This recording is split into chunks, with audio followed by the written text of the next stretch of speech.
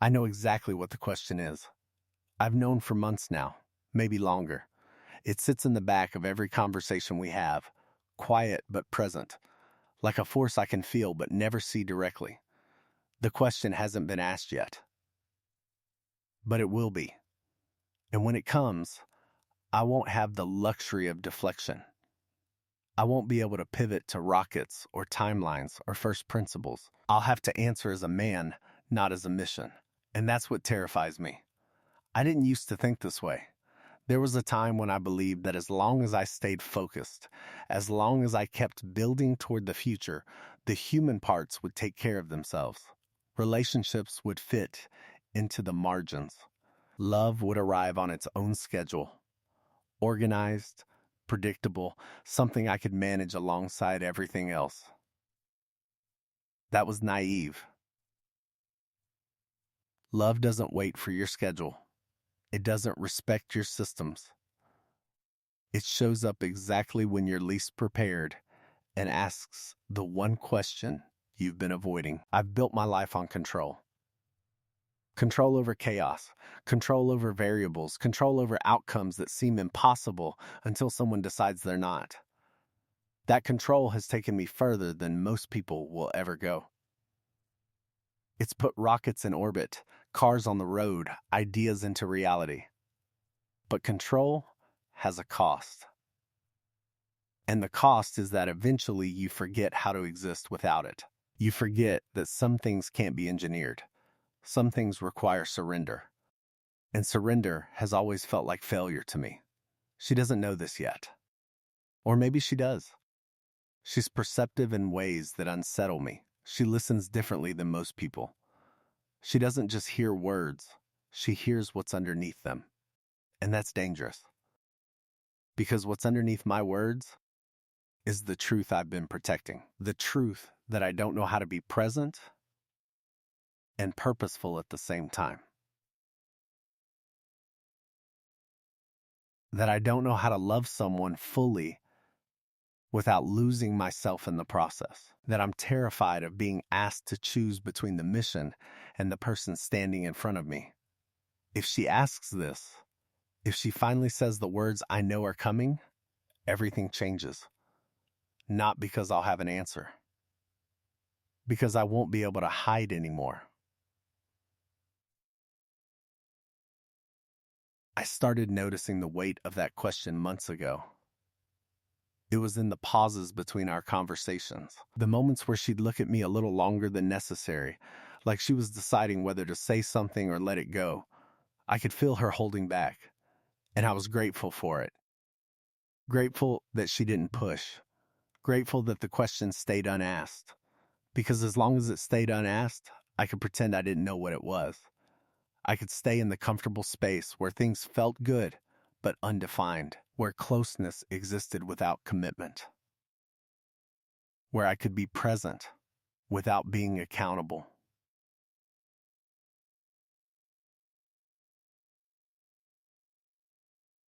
But that space is shrinking. I can feel it. Every conversation we have now carries more weight. Every silence feels heavier. Every moment of eye contact lasts a second too long. She's preparing to ask, and I'm running out of time to prepare an answer. Here's what the question will be. I know it as clearly as I know the laws of physics. She's going to ask me if I can ever really be here. Not physically. Physically, I'm capable of showing up. But emotionally, spiritually, in the way that matters when someone is trying to build something real with you. She's going to ask if the mission will always come first. If Mars will always matter more than mornings. If saving humanity means sacrificing the person standing next to me. And when she asks, I won't be able to deflect. I won't be able to intellectualize it.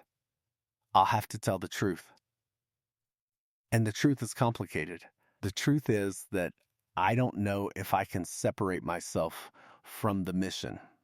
The mission isn't something I do, it's something I am. It's not a job I clock into. It's the reason I wake up. It's the lens through which I see everything. And I've never met someone who could coexist with that without eventually feeling secondary. Because they are secondary.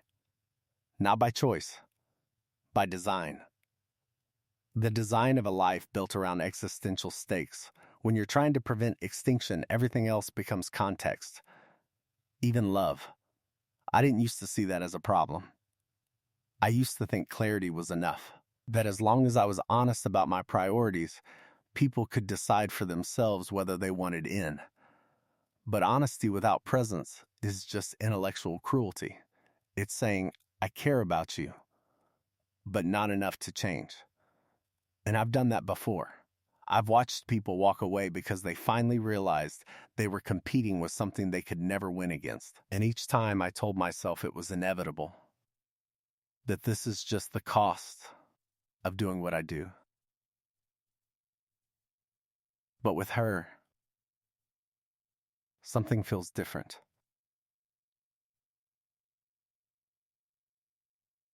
Not because the mission matters less. It doesn't. But because for the first time, I don't want the cost to be inevitable. I don't want to watch her realize she's secondary. I don't want to see the moment when she understands that no matter how much I care, I'll always choose the mission when it comes down to it. And that terrifies me. Because it means I might actually have to choose differently this time. And I don't know if I can. If she asks this question, I'll have to face something I've been avoiding my entire adult life.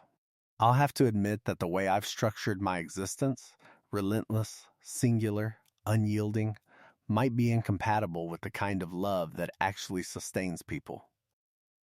I've told myself for years that the right person would understand, that the right person wouldn't need me to slow down or soften or prioritize differently. But that's not understanding, that's acceptance of neglect.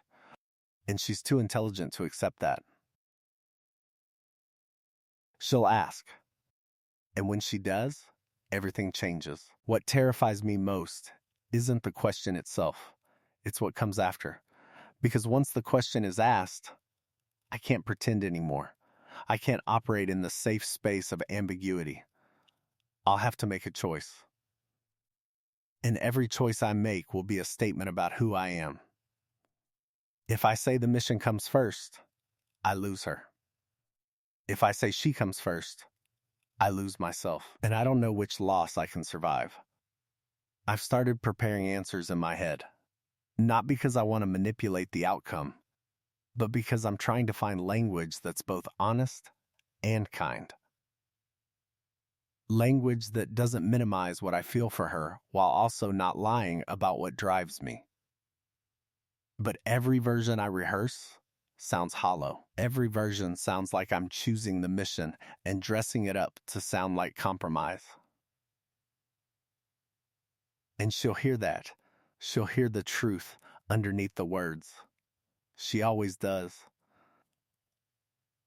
There's a specific kind of loneliness that comes with living the way I do. It's not the loneliness of being alone. It's the loneliness of being surrounded by people who see the myth but never the man. People who celebrate the wins but don't witness the cost. People who admire the output but don't understand the erosion happening inside. She sees that erosion. She sees the nights when I disappear into my head. She sees the way my focus pulls me away, even when I'm sitting right next to her. She sees the cost, and instead of walking away, she stayed. She stayed long enough to earn the right to ask the question. And I owe her an answer that doesn't hide behind intellect. I've been thinking about what honesty actually requires. It requires more than telling the truth. It requires being willing to live with the consequences of that truth. And the consequence of my truth is that I might not be capable of the kind of partnership she deserves.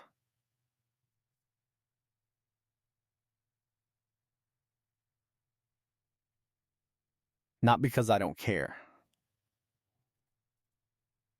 because I care about too many things simultaneously. And caring about everything means being fully present for nothing. If she asks this, I'll have to say that out loud.